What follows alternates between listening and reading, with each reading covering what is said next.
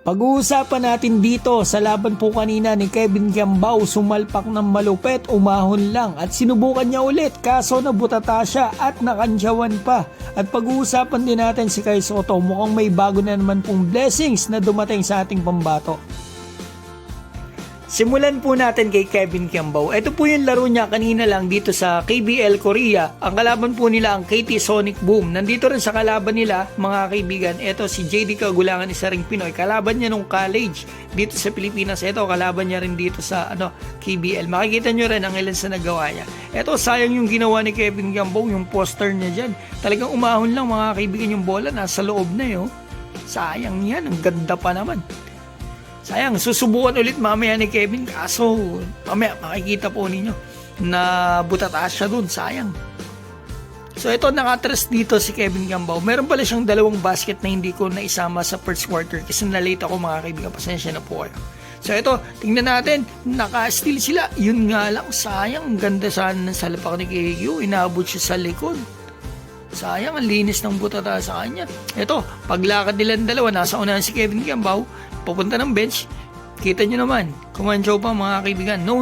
Ito, JD Kagulangan, maganda nilaro dito sa final quarter. Ito, nakatras pa siya. Yan, nakikita natin. Itong, pagkakalam ko, itong pumalit dun sa isa nating kababayan na from Italy.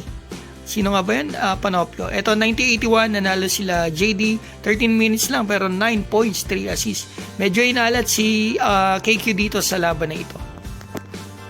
So eto mga kaibigan, bigyan ko naman po kayo ng mabilis na update sa ating pambato na si Kai Sotto. Eto, mukhang may bago na naman po siyang blessings na dumating sa kanya. Bagong ambassador na naman ang ating pambato na nakikita natin mga kaibigan. At maraming salamat po kay Sir Jason De La Cruz. Ito po yung pinost niya kanina kasama niya si Kai. So ito po ay sa Shangri-La sa Manila. According sa post nila, yan nakikita natin.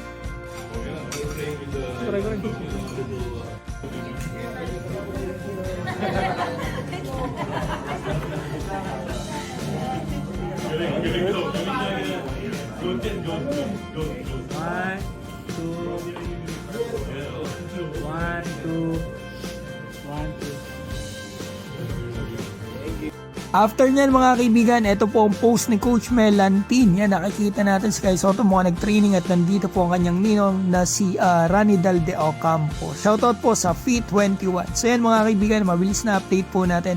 Maraming salamat po sa inyong suporta.